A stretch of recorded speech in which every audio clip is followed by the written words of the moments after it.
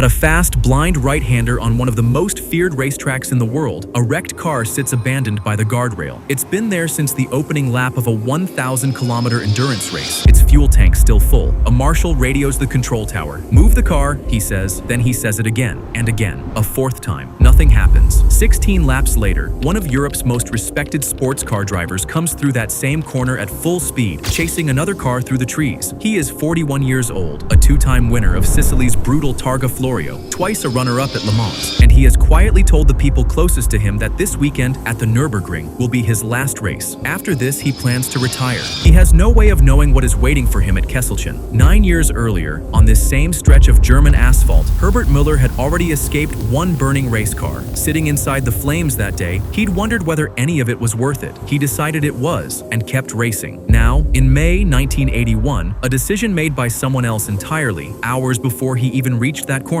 was about to test that choice one final time. What happens in the next few seconds will end far more than a single race. It will force an entire sport to ask an uncomfortable question. Why did nobody listen to a marshal who begged 4 times for help? If stories like this are the reason you come to this channel, the moments motorsport history doesn't always sit with for long enough, then subscribe and stay with us. Because to understand what happened at Kesselchen, we have to go back to where Herbert Müller's story actually begins, somewhere much quieter than that burning corner. Herbert Müller Rebmann was born in May 1940 in Rheinuck, a small town in the Swiss canton of Aargau. His family ran a metalworking business, steady, practical, nothing like motor racing, but Müller loved speed. He started on motorcycles as a teenager, then moved into cars in the early 1960s, racing Formula 3 and climbing hills across Europe faster than almost anyone else. In 1965, he became European hill climb champion. His father died, and at just 24, Müller inherited the family company. For most drivers, that would have ended a racing career before it truly began. Müller simply learned to do both, running a business through the week, chasing lap times on weekends. He was small, warm, and instantly likable, which earned him a nickname the paddock never let go of, Stumpin' Herbie. After the short, stubby Swiss cigars, he resembled more in stature than habit. He briefly dipped into Formula 1, finishing 5th in a non-championship race at Pau in 1963. But it was endurance racing, long hours, brutal circuits, teamwork under pressure that truly won his heart. Over the next 2 decades, Müller built one of the most respected privateer careers in sports car racing. He won the legendary Targa Florio twice, in 1966 and 1973, taming Sicily's murderous mountain roads in a Porsche. He was Inter-Serie champion 3 years running, from 1974 to 1976. Twice he finished 2nd overall at the 24 Hours of Le Mans, in 1971 with Richard Atwood, and again in 1974 with Gijs van Lennep. Remarkable results for a driver who was never a factory #1, always squeezing racing around a full-time job running his own company. By 1981, the sport had entered a new era of turbocharged prototypes, and Müller was still competing at the front. For this race, he was sharing a Porsche 908 Turbo with his longtime friend and the car's owner, Siegfried Brunn. Their target, the 1,000-kilometer Nürburgring, a round of the World Endurance Championship run on the full Nordschleife, 22 kilometers of blind crests and narrow forest straights, so unforgiving that Formula 1 had abandoned it after Niki Lauda's near-fatal fire in 1976. Sports cars, though, still raced there every year. For Müller, this weekend carried extra weight. He had quietly told people close to him that once it was over, he intended to retire. Sunday,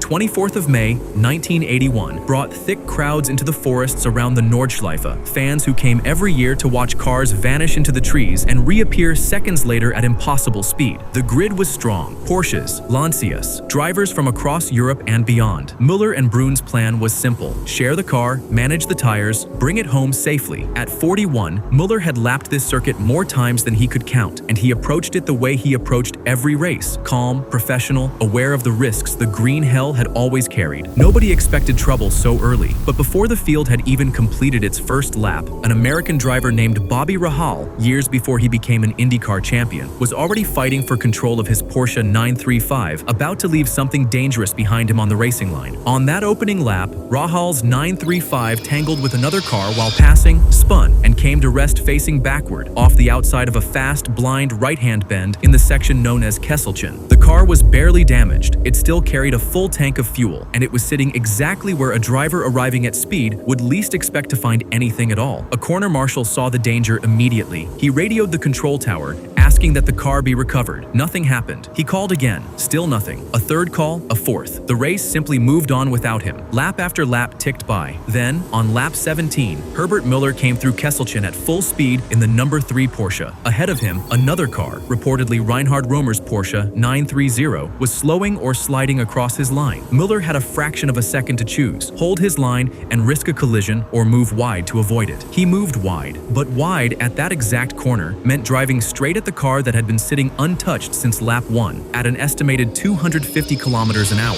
Müller struck Rahal's abandoned 935 almost head-on. The impact triggered a massive explosion. Flames tore across the track. Marshals and fire crews reached the scene within moments, but the blaze was ferocious enough by some accounts to scar the track surface itself. The impact had already done the worst of the damage. Müller was killed instantly before the flames could reach him. Behind the crash, cars kept arriving at the scene one after another. Drivers slowed, then stopped altogether, stunned by what they saw: a wall of flame on a blind corner with nowhere obvious to go. For several long seconds, nobody moved. Then one car found a path through the smoke, and hesitantly, the rest of the field followed, easing past the wreckage of a driver nearly all of them knew personally. Siegfried Brunn, Müller's co-driver and close friend, was back in the pits when the news reached him. There was nothing wrong with Müller's Porsche. Investigators found no mechanical failure, no error inside his own cockpit. What killed him was a chain of smaller failures that had nothing to do with his own driving. An earlier crash had left a fuel-loaded car sitting in one of the most dangerous places on the circuit, the outside of a blind, high-speed bend. A warning had been raised and ignored, and when Müller needed to avoid one danger, he found himself steering straight into another that should never have still been there. In the confusion afterward, officials initially planned to restart the race, proposing waving yellow flags over the still damaged section of track. Local police, who had since taken charge of the scene, disagreed. They judged the plan unacceptable and brought the event to a permanent stop. Results were taken from the 17th lap, the last one that mattered. Some parts of this story only surfaced later. The marshal who called the tower that day didn't call once. He called 4 times, each time asking that Rahal's car be moved before someone hit it. Each time, nothing was done, a detail that didn't reach most fans until it appeared, months afterward, in a magazine account written by the very team owner whose car Müller struck. There's another layer few people knew at the time. This wasn't Müller's first fire. 9 years earlier, in 1972, at this same Nürburgring, his Ferrari had collided with another car at the start of a race, hit the pit wall, and burst into flames. He escaped with his life and later admitted in an interview that he had wondered, sitting inside those flames, whether racing was worth an ending like that. He decided it was. He climbed back into a race car and kept going for 9 more years. And then there's the detail that gives this whole story its weight. Müller had told people close to him that the 1981 Nürburgring 1,000 kilometers would be his final race. He wasn't chasing one more season. He was trying to finish on his own terms, quietly, after one last weekend behind the wheel.